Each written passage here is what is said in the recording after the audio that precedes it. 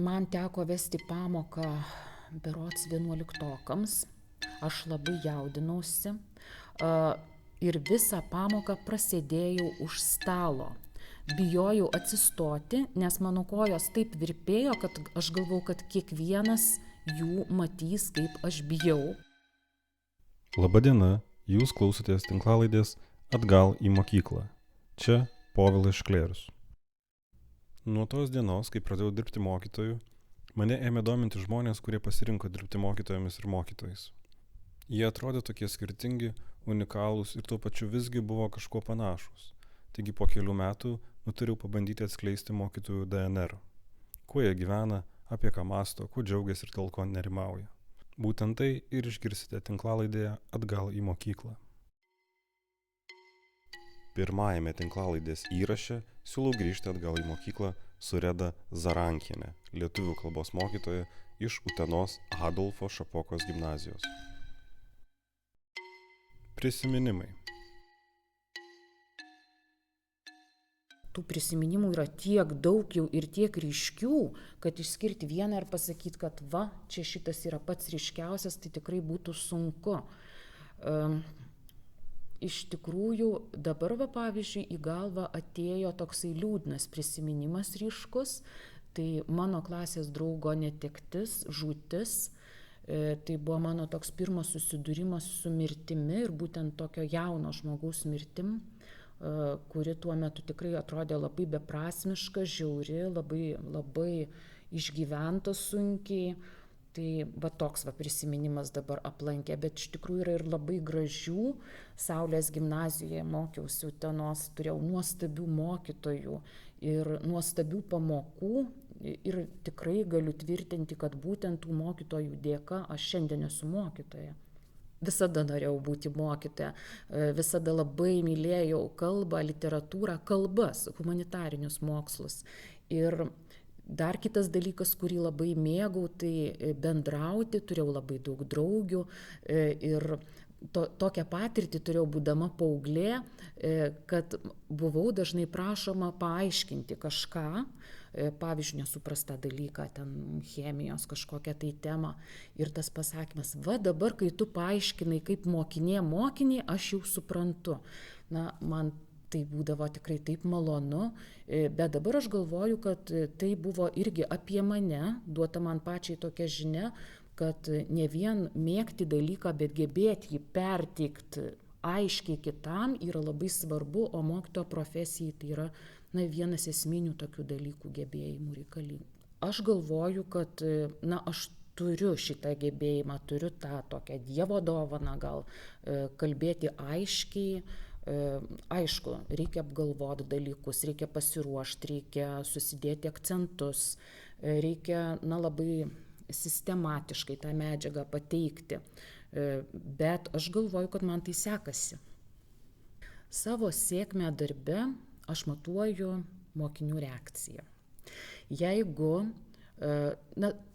po pamokos, sakykime, aš matau, kaip žiba mokinių akis, kad jie neskuba išeiti iš klasės, kad jie prieina, kad jie nori tęsti diskusiją pradėtą arba net kalbėti kitą temą, pavyzdžiui, tai aš laikau, kad tai yra buvusi sėkminga pamoka. Labai įdomus momentas, kad iš tikrųjų tą pačią pamoką aš turėjau 3 paralelinės klases pernai ir šiemet pavyksta įgyvendinti labai skirtingai. Ir atrodo, darai dalykus taip pat, bet rezultatas būna labai skirtingas. Tai jeigu neužsimezga tas toksai ryšys pamokos metu, aš galvoju, kad čia turbūt yra esminis dalykas, turi būti labai toksai emocinis ryšys, chemija pamokoje. Ir po pamokos mokiniai tiesiog susirenka savo daiktus ir nuleidę akis išeina iš klasės, tai aš laikau tokią pamoką atidirbtą. Pašaukimas. Be pašaukimo eit į šitą sritį, tai būtų tikrai labai sudėtinga. Žiūrėti tai tik kaip į darbą, manau, kad nepavyktų. Juo labiau, kad iš tikrųjų dabar tos problemos, jos visada buvo tokios pačios. švietimo sistemoje ir darbo apimtis, ir atlyginimo klausimas. Tai iš tikrųjų, tas pašaukimas ir yra tai, kas padeda, šiek tiek nustumti į antrą, trečią planą tuos dalykus. Nes jeigu eitum be pašaukimo, manau, jie taptų tokie esminiai, pagrindiniai ir tada mokykloje negalėtum dirbti. Galvočiau, kad siūlyčiau žmogui dirbti mokytoju, eiti į mokyklą tokiam, kuris nemėgsta monotoniško darbo. Nes būtent monotonijos tai mūsų darbe nėra, nors atrodo taip, tai yra pamokos, tai yra rutina tam tikra, bet iš tikrųjų tai yra darbas su žmonėm, labai skirtingais žmonėm ir daugeliu žmonių. Plius prisideda kolektyvo nariai. Ir iš tikrųjų kiekviena diena yra kažkokie tai atradimai, kažkokios naujos patirtis, kažkas tokio, apie ką tu vakar nebūtum pagalvojęs, tiek vesdamas pamoką, tiek bendraudamas su vienu ar kitu mokiniu. Tai tos monotonijos tikrai nėra šitam darbe ir dėl to man jis labai patinka. Svarbiausi mokytojai ir mokytojos. Esu tikintis žmogus, tai mano iš tikrųjų pagrindinis mokytojas yra Kristus. Visada galvoju, kaip elgiuosi, ar tai atitiktų, sakykime, tas normas tokias, ar tai atitiktų tai, ko jis iš manęs laukia. Jeigu kalbėtume apie žmonės, be abejo, mano mokytojai pirmieji yra mano tėvai. Aš manau, kad kiekvienam žmogui tai yra pirmieji mokytojai. Man iš tikrųjų teko laimė augti labai darnioj šeimoj, kurioje tėvai labai mylėjo ir myli vienas kitą. Esu Astridos Lindgren biografijoje radusi tokią mintį, kad vaikų auklėti nereikia. Jeigu jie auga darnioj, harmoningoj šeimoj, jie bus laimingi. Jinai yra sakiusi, mano tėvai taip mylėjo vienas kitą, kad jų meilės medžio teikiamas pavėsis, tai buvo tokia saugi užuovėja mums vaikams. Taigi, iš tikrųjų, tas tėvų pavyzdys ir ne žodžiais, kaip sakoma, verba docent exemplo trahunt, bet būtent pavyzdžiai traukia, tas ilgesys traukia. Tai štai mano tėvai irgi buvo mano mokytojai. Na ir be abejo, kadangi tenka daug skaityti, aš autoritetų atrandu knygose. Tarp kitko, paskutinė mano skaityta knyga Gidės, kuri apie Vilnių labai daug ir gražiai pasakoja savo knygoje Vilnius meilės stotelės Matonienė. Tai jinai, pavyzdžiui, tokią meilės istoriją pasakojo apie 18 amžiaus didikus Radvilas ir minėjo Uršulę Prancišką Radvilienę. 18 amžius, moteris. Tai čia iš tikrųjų apie ką kalbėti, bet tai buvo didikė, kuri įkūrė Nesvyžiaus teatrą ir kuri meilę teatrui taip nuostabiai sugebėjo derinti su didžiule meilė vyrui, Mykolui Kazimierui Radvilai.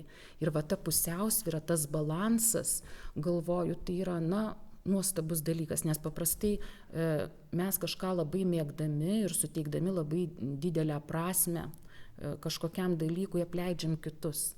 Tai tas gebėjimas pasiekti harmoniją, balansą, tai yra siekiamybė ir žmogus, kuris sugeba tą daryti, tikrai man autoritetas. Ir mokytojas. Pirmoji pamoka. Prisimenu, tai man teko vesti pamoką berods 11-okams. Aš labai jaudinausi ir visą pamoką prasėdėjau už stalo. Bijojau atsistoti, nes mano kojos taip virpėjo, kad aš galvau, kad kiekvienas jų matys, kaip aš bijau. Tai tiesiog prasėdėjau ir pati prakalbėjau. Tai buvo tokia ne pamoka, kaip aš dabar galvoju ir prisimenu, tai buvo tokia paskaita. Nežinau, kada jie nustojo manęs klausyti, bet jie tikrai turėjo nustoti klausyti po kokių 10-12 minučių. Nes kiekgi tu gali klausyti transliavimo, be bendravimo jokio. Bet aš tada labai džiaugiausi ir laikiau tai sėkme, kad man pavyko 45 minutės iškalbėti ir kad mano balsas labai nedrebėjo. Apie laisvę. Iš tikrųjų, tai mūsų darbą labai reglamentuoja dokumentai. Tai ir švietimo įstatymas, ir bendrosios ugdymo programos, ir strateginis įstaigos planas susidarytas mūsų galiausiai pačių ilgalaikiai ugdymo planai, kuriuos mes darom būtent pagal šitos dokumentus. Tai taip, kad kalbėti apie tai, ką aš galiu mokyti, ko aš galiu mokyti, kaip ir nebeišeina, bet kalbėti apie tai, kaip aš galiu tą daryti, tai čia iš tikrųjų taip, laisvės yra, rinktis skirtingus ugdymo metodus, mes esame įgalinti ir tą darom. Aš manau, kad, pavyzdžiui, Utenos Šapokos gimnazijos mokytojai yra labai kūrybingi ir tikrai labai teko bendraujant sužinoti, kad labai skirtingus įdomius ugdymo metodus naudoja dirbdami su paaugliais ir turbūt tą rodo labai aukšti akademiniai pasiekimai gimnazijos. Kūrybinis rašymas. Aš iš tikrųjų rašau, šiek tiek pati. Pradėjau rašyti, bandydama suprasti, ar aš galiu prašyti iš mokinių bandyti parašyti. Ar žmogus būtinai turi turėti talentą, ar jisai gali dirbti ir įdirbis gali pakeisti tą talentą. Įsitikinau, kad gali ir dabar galiu reikalauti. Šiaip jeigu kalbėtume apie kažkokį tai labai didelį įspūdį padariusius kūrinius, tokius, kuriuos norisi perskaityti, norint patikrinti save kaip žmogų ir kaip skaitytoją, sakykime, po kurio laiko, tai viena iš tokių knygų man yra Michailo Bulgakovo Meistras ir Margarita. Praeina metai, kiti ir aš vėl noriu ją perskaityti. Tai ir ne viena be abejo knyga yra ir daugiau, ir aš laikau, kad geras knygas iš tikrųjų reikia perskaityti po keletą kartų. Ar lengva ugdyti kūrybiškumo, kūrybinio rašymo, Kaip vaikams sekasi rašyti kūrybinius darbus? Ir ar lengva juos kažkaip pamokyti? Vienus lengva, kitus yra sunkiau, kitus yra labai sunku. Be abejo, dabar, pavyzdžiui, mes mokėmės 2 metus rašyti samprotavimo rašinį. Tai vėlgi labai svarbu yra išmokyti struktūros mokinį, nes tas kūrybiškumas, jisai toksai tiesiog be jokio pamato, be jokios atramos, jisai neturi kur atsiremti. Tai vis tiek reikia pradėti nuo struktūrinių dalykų, galvoju, ir kam pavyko perprasti tą struktūrą, ir jeigu tai buvo, sakykime, meniški žmonės, kuriantys žmonės, tai iš tikrųjų, pasakysiu nelietuvišką jaustuką, vau, kartais tekdavo tokių darbų paskaityti, kad aš galvoju, aš jų amžiaus tikrai tokio darbo nebūčiau parašiusi. Ar žmonės palaipsniui nustos gebėti skaityti? Iš tikrųjų labai sunku man atsakyti šitą klausimą, nes turėtų būti atlikti, sakykime, kažkokie tyrimai, kad galima būtų teikti. Netgi paprasčiausią dalyką, kad dabartiniai jaunuoliai skaito mažiau. Jie skaito iš tikrųjų kitką, jie skaito kitur, jie skaito tikrai kitaip. Daugiau įrodyta mokslininkų, kad tai yra kilpinis skaitimo būdas, ne iš kairės į dešinę po eilutę, kaip skaitydavome mes, bet jų skaitimas pats tas yra kitoks. Ir iš tikrųjų, kaip ir man būnant mokinė, klasėje buvo skaitančių ir buvo visai neskaitančių, skaitančiųjų tikrai beje buvo daug mažiau, keletas, sakykime, labai tokių stiprių skaitytojų. Buvo tokių, kurie perskaitydavo tai, ką reikia, bet tikrai nedaugiau. Bet didžioji dalis iš tikrųjų buvo tokių, kurie neskaitė, kurie irgi degė dėl sporto, dėl muzikos, dėl kitų dalykų. Ir knyga nebuvo tai, kas teikia atgaivą, ten hobis ir panašiai. Tai dabar irgi yra taip pat. Kiekvienoje klasėje yra mokinių, kurių nereikia skatinti. Ir nereikia projektų skaitimo skatinimas ir panašiai. Jie skaito, jie patys ieško, jie patys randa, jie netgi ir dalyjasi. Ir yra mokinių be abejo, kuriems skaitimas yra darbas, prievolė, lažas. Aišku, man dėl to liūdnoka, bet ta situacija yra tokia, kokia yra. O ar kažkaip specialiai stengiatės paskatinti, kad jūsų mokiniai daugiau skaitytų? Labai stengiuosi. Iš tikrųjų, tik atėjusi dirbti į Utenos Adolfo Šapokos gimnaziją, pradėjau dalyvauti projekte kartu su gimnazijos biblioteka naujausios literatūros skaitymo plėtra. Jau prieš ateidama dirbti į gimnaziją visą vasarą skyriau susipažinti su naujausia literatūra skirta jaunimui. Pati labai daug skaičiau, sudarinėjau sąrašą kūrinių, kuriuos mano galva būtų verta skaityti šalia privalomos literatūros. Taip pat domėjausi Karolio Klimo patirtimi, mokytojo, kuris išleido knygą Mokytojas. Ir jis iš tikrųjų labai daug irgi kalba apie būtent būtinybę skaityti neprivalomus literatūros kūrinius, bet mokytojas turi būti su jais susipažinęs, aš galvoju. Tai mano mokiniai tikrai labai daug perskaitė per šituos 2 metus, beje, vėlgi, aišku, ne visi, bet drįsčiau teigti, kad didžioji dalis. Ir mes organizavome pamokas, kurių metu pristatinėjome savo perskaitytas knygas, jas lyginome, kalbėjome apie savo atradimus ir praradimus. Aš pati dažnai tiesiog pasidaliju su jais, ką šiuo metu skaitau. Mes turime susikūrę uždaras Facebooko grupės, tai tiesiog įmetu tokį pasidalymą, ką šiuo metu skaitau ir primenu, taip pat stengiuosi bent subtiliai priminti, kad ir jie jau turėtų eiti į pabaigą su kažkokia skaitoma knyga. Tai aš galvoju, vėlgi tas pats exempla trahunt. Tu gali daug kalbėti apie tai, bet kaip esu mačiusi vieną mimą, kai lovoje guli tėvai nusisukę nuo savo vaiko su telefonais, o vaikui į rankas yra įbrukta knygelė, tai čia iš tikrųjų yra, netgi neetiška tikėtis, kad vaikas skaitys arba paauglys skaitys, jeigu jisai nemato tokio pavyzdžio savo šeimoje, mokykloje, kad suaugusiam žmogui tai teikia ir malonumą ir labai labai daug duoda.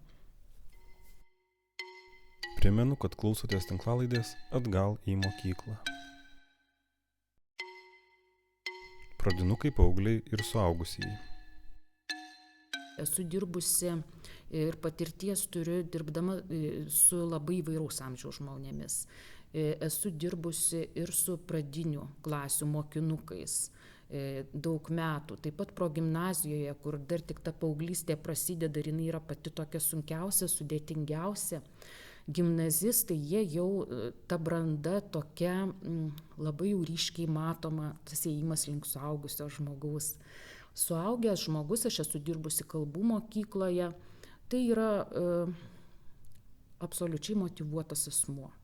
Nes, privati, sakykime, aš dirbau privačioje kalbų mokykloje, žmogus jau susimoka pinigus, jisai ateina ir jisai nori gauti produktą ir žino, kad jisai irgi turi įdėti pastangų tam. Jisai nelaukia būti sudomintas arba užnorintas, kaip dabar madinga sakyti. Tai iš tikrųjų su suaugusiais žmonėmis dirbti labai lengva, patogu, bet kita vertus įdomiau, pavyzdžiui, man asmeniškai yra dirbti su gimnazistais, nes labai yra įdomu stebėti tą jų brandą, prie kurios ir aš jaučiuosi šiek tiek prisidedanti, bet iš tikrųjų ir jie patys daro labai daug atradimų ir praradimai tie tokie matomi ir iš jų vėl kažkokios formos naujos atsirandančios atradimų. Tai labai smagu iš tikrųjų ir įdomu stebėti juos kaip bręstančius žmonės jaunus. šiuolaikiniai paaugliai? Jie yra ir kitokie, bet jie yra ir tokie patys. Tai kuo kitokie yra šiuolaikiniai paaugliai, tai pirmiausia, tai turbūt jie yra drąsesni. Na, jeigu nekalbėtume apie pandemijos laikotarpį ir atsiradusią tą tokią socialinę atskirtį ir problemas iš to kilusias, bet apskritai jie yra drąsesni. Kaip jau ir minėjau anksčiau, yra galbūt netgi šiek tiek problema jiems su autoritetais, nes autoritetas vis tiek yra gairė gyvenime, sakykime, turėti žmogų, į kurį tu gali orientuotis, kuriuo domėtis ir kažkokias išvadas pasidaryti apie savo ateities planus, perspektyvas, tai yra tikrai labai naudinga, bet manau, kad dabartiniam jaunimui yra pakankamai sunku tuos autoritetus savo aplinkoje atrasti, bet atranda ir pavyzdžiui labai buvo įdomu pasikalbėti šią temą ir šiemet su dabartiniais mano jau dabar 11-okais ir tikrai daugelis mane nustebino, įvardyja tokias gana įdomias meno ir kultūros asmenybės žmonės, bet kita vertus, šiuolaikiniai paaugliai yra tokie patys, kaip kad buvo mūsų laikų paaugliai. Jie nori mylėti, jie nori būti mylimi, jie nori būti pripažinti, jie nori savirealizacijos, patirti sėkmę. Na, tie dalykai tokie universalūs, turbūt jie yra bendri visoms kartoms. Aš galvoju, kad ypač šiuolaikiniam jaunimui, kuriam autoritetas nesi dėl to, kad esi vyresnis arba kad esi, sakykime, baigęs aukštąjį mokslą arba net kelis, tai čia tikrai negarantuoja to, kad tu būsi autoritetas jų akyse. Tai aš galvoju, kad pirmiausia yra reikalinga būti atviram, nuoširdžiam, nebijoti prisipažinti klydus, visi esam žmonės, ir tiesiog tą šiltą santykį kurt nuolat. Nelaikyt, kad tai yra baigtinis procesas. Kita diena, kita nuotaika, kitas nusiteikimas, kita tema, o jų, sakykime, tai yra 30 skirtingų nuotaikų. Tai kartais tikrai tas ryšys, ta chemija ir nesukibirkščiuoja. Ar mokytojai ir mokiniai turėtų būti draugais? Iš tikrųjų, draugais būti gali. Nors, kai uždavė Povilai šitą klausimą, pirmas buvo toks pamąstymas, kad šiokia tokia distancija yra reikalinga. Bet paskui pradėjau galvoti apskritai, kas tai yra draugystė. Be ko jinai negali egzistuoti. Be atvirumo, be nuoširdumo, be pagarbos, be žinojimo, nusiteikimo, kad jinai gali keisti tiek tave, tiek kitą žmogų. Tai jeigu kalbėtume apie draugystę su savo tokiomis galiomis, tai netgi turėtų, reiškia, būti draugais mokytojai ir mokiniai. Lietuvos gydymas. Mes iš tikrųjų labai daug kalbam apie tai, kad reikia džiaugtis tiek savo pasiekimais, tiek kitų, palaikyti vieniems kitus, tiek darbovietėse, tiek šeimose, tiek visuomeniai. Kalbam, o iš tikrųjų tas elgesys rodo ką kitą. Aš pirmiausiai labai linkėčiau mūsų tautai išgyti nuo pavydo. O iš kur tas pavydas atsiranda? Iš, galvoju, žemos savivertės, iš tokio menkavertiškumo. Aš to negaliu padaryti, aš to negaliu pasiekti, yra toks jausmas matyti. O kad kitam pasiseka, o man ne, ir tada matyti atsiranda tokia graužatis, negera graužatis. Palinkėjimas. Visiems Lietuvos mokytojams pirmiausia, tai norėčiau palinkėti mylėti save. Nes būtent nuo meilės sau prasideda meilė kitiems. savęs nemylintis, negerbiantis, netausojantis žmogus, jisai negali su kitais elgtis adekvačiai. Tai mylėti save, tausoti save, rūpinti savo sveikata, pajusti, kada turi sustoti, atsitraukti, galbūt kažką iš esmės netgi keisti, jeigu tai yra reikalinga, drąsos, ypač šiais laikais, kai vyksta tiek dalykų, dėl kurių mes jaučiam iš tikrųjų tą nerimastingumą, tai drąsos, ramybės, palaikymo iš kolegų, iš mylimųjų žmonių, to visiems linkiu. Svarbiausia pamoka. Galbūt tai nebuvo kaip kažkokia tai viena patirtis, viena pamoka, bet dabar ateina taip į galvą toks atsakymas, kad tiesiog yra dalykų, kurių tu negali pakeisti. Ir reikia turėti išminties, kad tai suprastum. Tai tos išminties labai sau linkėčiau, nes kartais vis tiek tokia frustracija yra ir tas noras kažkaip tai atrodo, matai, kad ne ten dalykas važiuoja, bet sustabdyti save ir kartais tos išminties pritrūksta, nesikišti. Paskutinė pamoka. Jeigu taip susiklostytų, kad jums liko vesti tik pačią paskutinę pamoką, apie ką ta pamoka būtų? Apie svajones. Kalbėtume apie savo svajones ir apie galimas ateities perspektyvas.